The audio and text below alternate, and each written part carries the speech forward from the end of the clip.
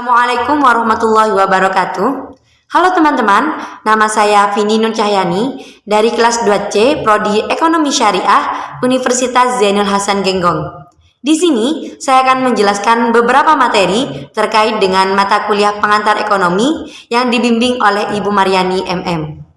Baik teman-teman, sebelum kita ke pembahasan yang lebih lanjut, alangkah baiknya kita mengetahui terlebih dahulu apa saja poin-poin yang akan kita bahas pada saat ini. Adapun poin yang pertama yakni merupakan teori produksi dan biaya produksi, yang kedua mengenai pasar persaingan sempurna, yang ketiga mengenai monopoli dan pasar oligopoli, pengertian dan pengukuran pendapatan nasional, keseimbangan pendapatan nasional, uang, bank dan kebijakan moneter, dan yang terakhir mengenai pertumbuhan ekonomi dan inflasi serta pengangguran. Langsung saja pada pembahasan yang pertama, yakni mengenai teori produksi dan biaya produksi. Namun, sebelum kita membahas lebih lanjut nih, alangkah baiknya kita mengenal terlebih dahulu apa sih proses produksi itu. Proses produksi ini merupakan salah satu proses yang penting dalam suatu perusahaan bisnis. Dikarenakan jika tidak ada proses produksi, maka distributor dan konsumen juga tidak akan ada. Nah, untuk produksi sendiri adalah menciptakan suatu barang, baik menjadi barang jadi ataupun barang setengah jadi. Nah teman-teman, untuk teori produksi sendiri merupakan sebuah teori yang menerangkan sifat hubungan antara tujuan produksi yang diinginkan dengan faktor-faktor produksi yang terlibat. Untuk faktor-faktor produksi yang terlibat seperti biaya, bahannya, dan kebutuhan-kebutuhan lainnya. Nah, untuk jenis-jenis teori produksi ini ada beberapa jenis, yakni berdasarkan jenis produk. Ada yang produk ekstraksi, produk agraris, produk industri, perdagangan, dan jasa. Untuk selanjutnya, teori produksi mengenai tahapan produksi. Ada yang tahapan primer, sekunder, dan tahapan tersier. Selanjutnya, teori produksi tentang faktor produksi. Nah, ada faktor produksi asli dan faktor produksi turunan. Selanjutnya, untuk teori produksi tentang biaya produksi.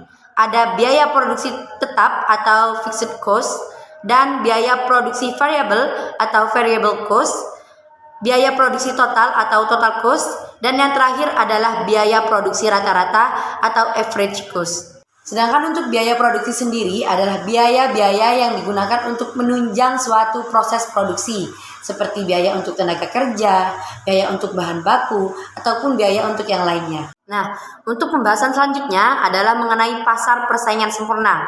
Untuk pengertiannya, pasar persaingan sempurna adalah sebuah struktur pasar di mana terdapat banyak penjual atau perusahaan yang menghasilkan barang. Pasar persaingan sempurna juga diartikan sebagai pasar yang mempunyai banyak perusahaan untuk memberikan pelayanan kepada pembeli di pasar. Untuk produsen bisa memproduksi barang sesuai dengan kemampuan perusahaan tanpa khawatir terjadi penurunan harga. Dalam memproduksi barang tersebut, produsen berusaha mencapai kondisi yang akan menghasilkan laba maksimum. Dalam jangka panjang akan terjadi efisiensi produksi. Untuk contoh dari pasar persaingan sempurna ini merupakan perusahaan beras. Mengapa beras?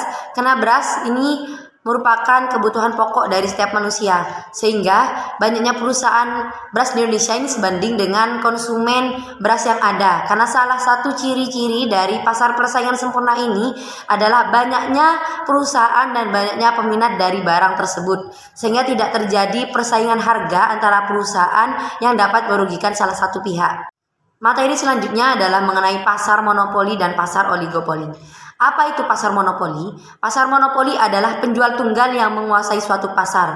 Umumnya, untuk pasar monopoli ini tidak memiliki pesaing, sehingga memegang kekuasaan untuk menentukan harga. Contohnya seperti PLN, seperti Pertamina yang menyediakan bahan bakar, ataupun perusahaan kereta api.